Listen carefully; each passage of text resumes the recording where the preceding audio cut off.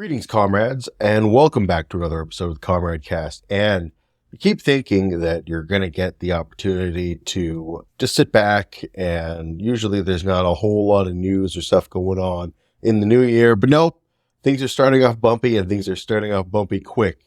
And as you may or may not know, a longtime prime minister of a certain country that I happen to live in just abruptly resigned. Although the writing on the wall has been there for quite some time, it was a shock to me because I thought he was going to try and steer the ship into the election. I thought he was going to go down with the whole operation, but I guess he got enough internal pressure that it was time to step aside. Of course, I'm talking about our man, Justin Trudeau. Just in time, just in case. It's all over. We're tired of your face. So don't worry, I'm not actually going to subject you to his announcement. You've probably seen it several times. It was pretty uneventful anyway. I've always hated the way the guy talks to people. He talks to people in this like sing-songy, like I'm talking down to you, like I'm the teacher, you're the student kind of bullshit. Anyway, it was basically just that through and through. Personally, like I said, I thought he was going down with the ship. I'm quite happy he's stepped aside. It's a great day. He's well overstayed his welcome. And even for a left-leaning guy like me, I never voted for him. I always voted for the NDP. So even in 2015, I voted for Thomas Mulcair. In 2019, I actually didn't vote NDP. I voted for, I think it was like the Marxist-Leninist Party. And then in 2020, I once again returned to the NDP and I ended up voting for Jagmeet. So I never voted for the guy, but I did have the briefest amount of hope for him when he was first elected in 2015. I was happy to see Harper go, and I liked a lot of what he had proposed. Specifically, the one thing I liked the most was the electoral reform, but that didn't come to fruition. And he talks about in his getting the hell out of here speech, he talks about how his greatest regret was not getting electoral reform done, which of course it is. And because his inability to get electoral reform done, he is going to 100% probably hand one of the largest majorities this country has ever seen to the Conservatives in the next election. And I really want to focus in here on this point for this episode. And the main reason is because I've seen a lot of people, particularly if they're not Canadian, talking about this and talking about this remark in particular and not really understanding what he's saying and the implications of what he's saying and the fact that he had more than enough power and political capital in which he could have made a change in the voting system. So basically the entire reason it didn't happen is on him. It's entirely his fault. And the reason he kiboshed the whole system is because he couldn't get ranked choice ballots, which would favor the Liberal Party in perpetuity in this country. And being an NDP supporter, don't really like that prospect too much. What people in the NDP support and the party supported was proportional representation, which of course is where the outlook of the House of Commons is based upon the way that people vote and based upon the proportion of the population that voted for said party. My ideal voting system is the voting system they have in Ireland, which is the single transferable vote. To me, it's the perfect blend of wanting to maintain a local political representative while still having a distribution in Parliament that is proportional based upon how the people voted. So I just want to bust out my markers here and show you exactly how this system that Justin Trudeau was pushing for would favor the Liberals forever. So effectively, he wanted ranked choice. I'm just going to put RC for ranked choice. And what this would be is that when you have your ballot, you have, rather than just putting a X in one name, which is what you do right now, you would number the ballots. So let's just craft a basic ballot here for the three major parties in Canada. You have the Liberals, you have the Conservatives, and then you have the NDP. So if this were my ballot, it would go something like 1 NDP, 2 Liberal, and then 3 Conservative. And then what would happen is that, let's say the NDP candidate only gets 18% of the vote. The Conservative candidate gets, 35. Okay. Sorry, my penmanship is not the best in the best of circumstances. So in circumstances like this, it's going to be even worse. Then Liberals got like 25% or some crap. And most NDP people probably put Liberals as their number 2 support. So because NDP only get 18% in this particular riding, they get knocked off. And then most of their vote is going to go to the Liberal Party, which would effectively grant them a victory in that seat, even though under the current first past the post system, the Conservatives would have won this seat. But with a ranked ballot, it would end up going to Liberals because most of the time, the third place party, the NDP, finishes in third place, and their distributed vote is more likely to go towards Liberals than Conservatives. So you can see how this ranked choice ballot would very much so favor the Liberals to the point where it could make them the dominant political party forever in Canada. So that's the system that he wanted. And while the NDP did not specify exactly which proportional representation system they advocated, again, I advocate for a single transferable vote. Very quickly, I'll just go over what that looks like. So it's a touch complicated, the single transferable vote, but effectively what happens is, let's say we have a city that has 20 seats available, and then you divide that maybe by 4, and then you have each section in here be worth 5 seats. So then you would have a vote list of all of the candidates in your section, and this would include probably passover candidates, right? So you would have multiple Conservative candidates, multiple Liberal candidates, multiple NDP candidates, and other candidates on your ballot. And so what effectively happens is that you, like a ranked choice voting system, vote for your top whatever many candidates, and then there is a quota. There's a quota system, and if any candidate gets above the quota in this 5-seat district, they get elected. And the votes above a person's quota will get redistributed back into this pool based on the ranked choice voting. And then what happens is that if no other candidate is able to reach the quota, the person with the lowest amount of votes is eliminated, and then their votes are redistributed among the candidates.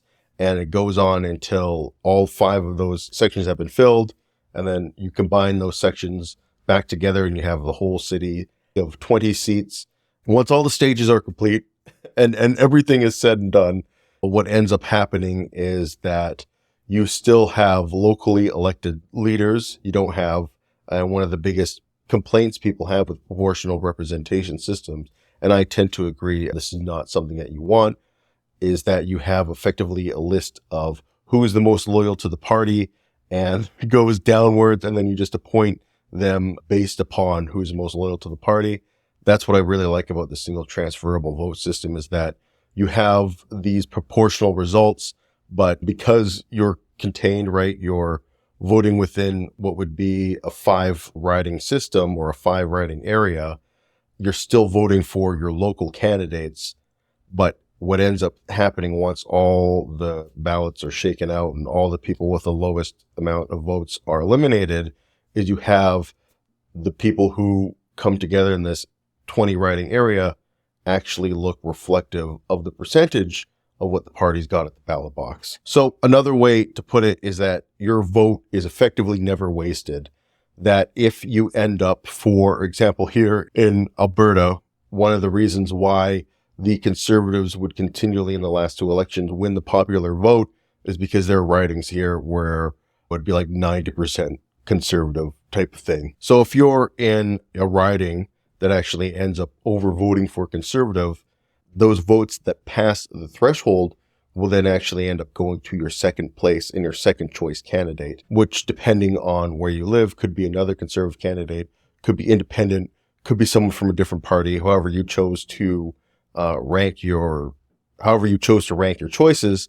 And then, of course, the inverse is also true, where your vote is never wasted, that even if your number 1 choice happened to be the person with the lowest amount of votes and got eliminated first, your second place is going to still get your vote and so on and so forth. So yeah, big believer in that system, but we didn't get it, like I said. So I just wanted to make it clear Justin Trudeau was trying to effectively rig the electoral reform process in favor of his party and not bringing forth, in my opinion at least, an electoral system that would be in favor of the Canadian people. And ever since he gave up on that promise, it's basically been over between me and him.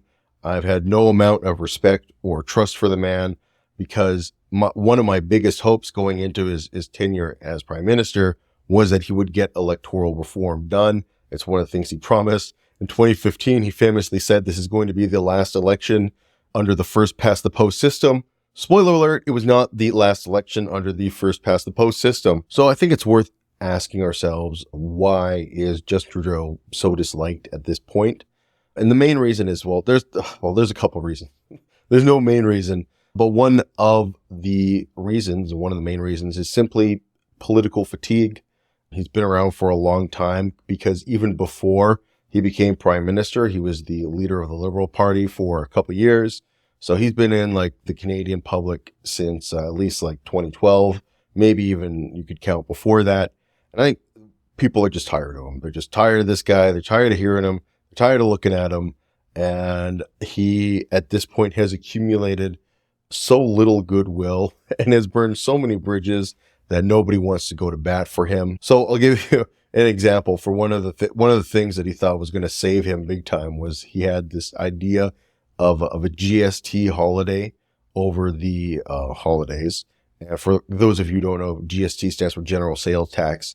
That is, in Canada, there is a federal sales tax, which is 5% levied on all goods that goes directly to the federal government. The United States doesn't have anything like this. And in most cases, on top of the federal tax, the general sales tax, there's also a provincial sales tax. Here in Alberta, famously, there is no provincial sales tax, but every other province and territory has one. If you guys remember back in 2012 when the Republicans were deciding who was going to run against Obama, you had Herman Cain, and he had the 999 plan. And one of those nines was to bring a 9% federal sales tax across all of the United States, basically taking the system that we in Canada have and implementing it at a higher degree across the entire country. And I always thought it was weird that people was like, yeah, he's lowering taxes, even though he's going to literally increase the taxes on everything. So anyway, his genius idea was to give us a holiday on the GST, but only on like certain things like going to restaurants and holiday themed things and like candy and that kind of crap. So you'd save 5% on all of these things, but it was such an ill-prepared and ill-thought-out system that what got the GST holiday and what didn't was completely arbitrary. For example, something like a vitamin C candy would get the holiday, but a Halls cough drop would not get the holiday. You'd still have to pay taxes on the cough drop. And for example, coloring pencils, you didn't have to pay the tax, but colored pencils, you did. So the difference being is that coloring pencils are for children and colored pencils are like the ones that professional artists use. So just super stupid, unbelievably stupid. Obviously, this didn't save his bacon. And just a few moments before this happened, his finance minister and one of his staunchest allies effectively resigned from his cabinet. That's Christina Freeland. And from then, that was like the writing's on the wall because Christina Freeland was seen within the Liberal Party as a pretty high-hitting figure and one of Trudeau's closest allies. He's done a lot to empower her in his government. And seeing her dip from Trudeau was a serious blow to the guy. So the guy was out of touch is another reason, is what I'm trying to say here. It was one of the reasons why he was disliked. He did not understand the serious cost of living crisis that is happening in this country.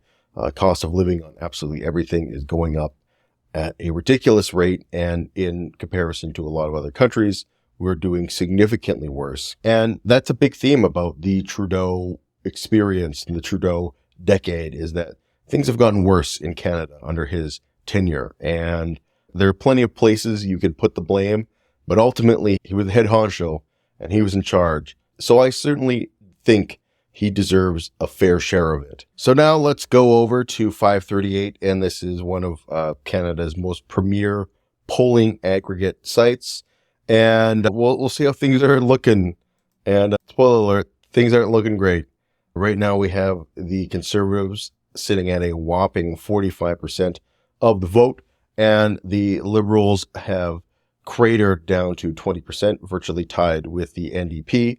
And this is a time that the NDP should be making a lot of ground. The Liberal Party is collapsing and imploding.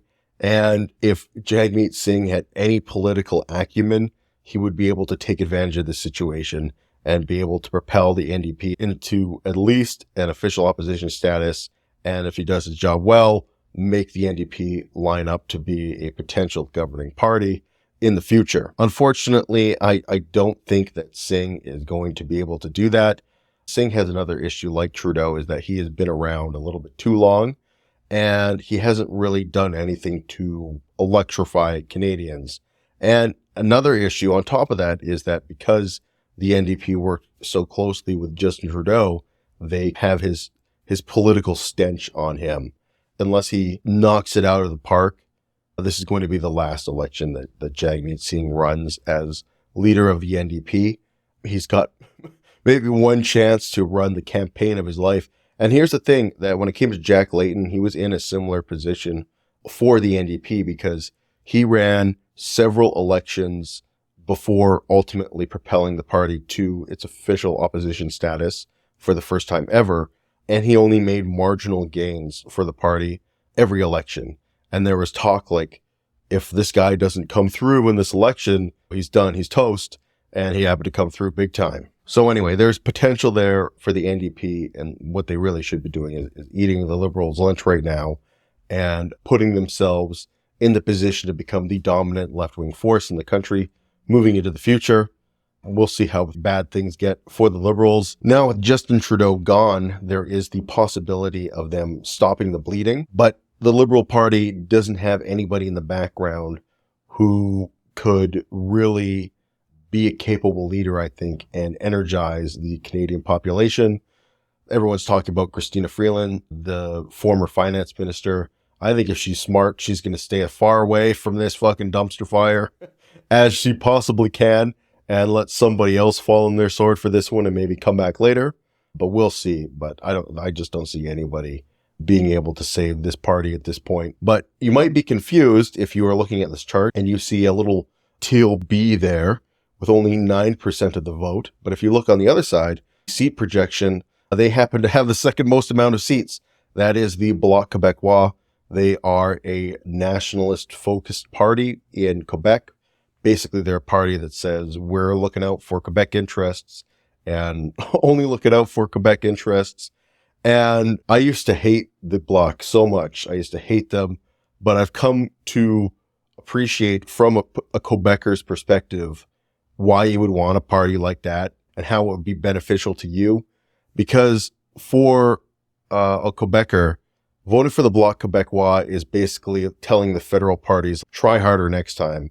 None of what you're selling us is very appealing, so we're going to vote for the party that is expressly going to validate and put our interests first. They have the option when any of the federal parties come to them and say, vote for us. They actually have to work for that vote because they have an alternative that will look out for their interests that they can just park their vote on if they don't find any of their platforms appealing. So in Quebec, basically, they are not going to vote for Conservatives. Conservatives are pretty unpopular in the province, though they do have a couple pockets of seats and a couple pockets of support. Overall, they're not very popular across the province. And the bulk of the remaining Liberal seats are going to come from Quebec as well, or specifically Montreal. This is like the last Liberal stronghold in the country. He's even losing ground in Toronto. So most of the remaining Liberal seats are probably going to come from Montreal. But overall, the Bloc will almost certainly win there. So then we have odds of winning most seats, odds of becoming the official opposition. That's really sad to have the Bloc as the official opposition. That has happened actually before in Canadian history. It would be pretty pathetic. Again, it would be really pathetic, particularly for the NDP, who have the chance to actually make something happen in this election. So real quick, we'll look at things at a province by province basis, and we see obviously the Conservatives are going to do well in all areas except for Quebec. And even in Alberta, the NDP will win one seat. They usually win the seat downtown. That's Edmonton, Strath. And across the province, though, like I said, the Liberals are going to get pretty much devastated, only having a small holdout in Quebec, like I said, that being Montreal. And the biggest flip, though, is most of these are pretty much the same as they were in the last election. BC, though, the Conservatives are doing much better than they did in the last election. Ontario is where they're really crushing it. They're totally crushing it in the province. But again, there's been a huge flip on these Atlantic provinces. There's a misconception that these provinces are like overwhelmingly left-wing. They just happen to have really liked Trudeau, I think. I think Trudeau, his popular brand, was very appealing for the Atlantic provinces. The Atlantic provinces aren't necessarily more left-wing or right-wing than any other provinces, and they can flip back and forth, and they have flipped back and forth time and time again. Showing them flip conservative from liberal, to me, is more of a decline in the brand for Justin Trudeau.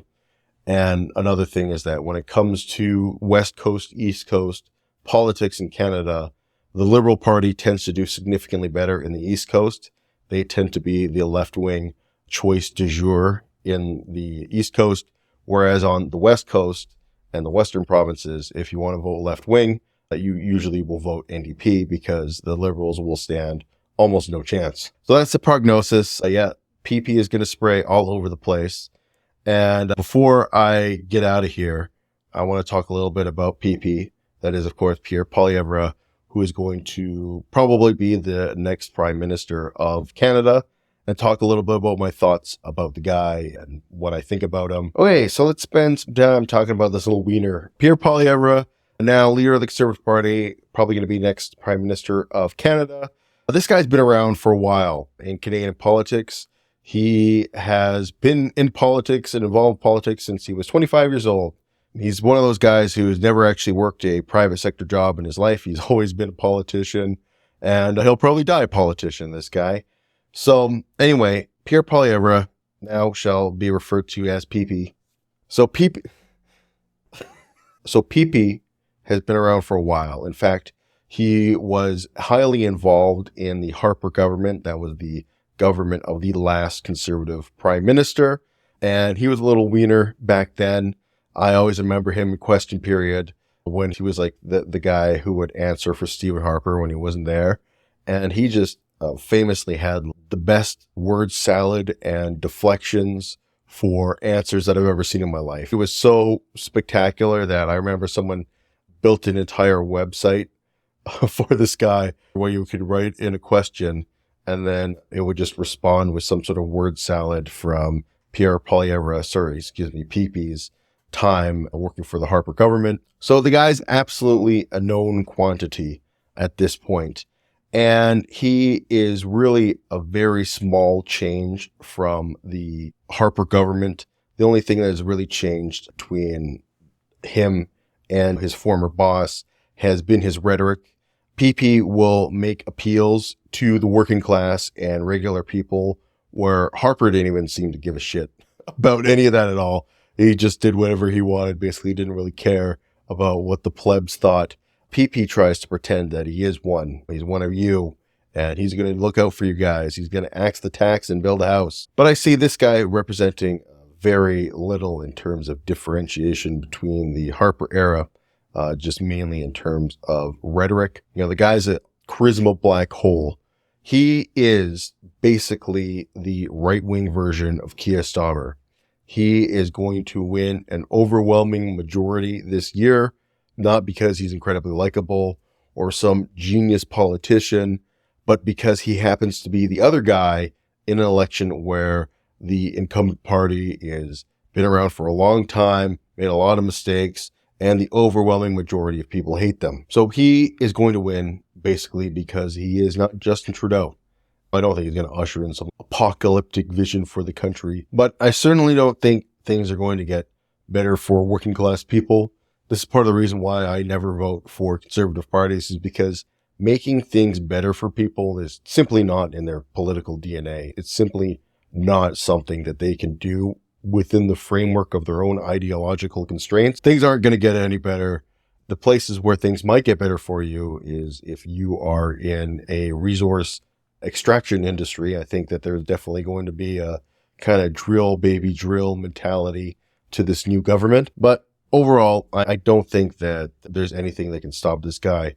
There's no one on the Liberal side that can, I think, muster together the support and charisma, the political platform to defeat the anti-liberal sentiment that's out there.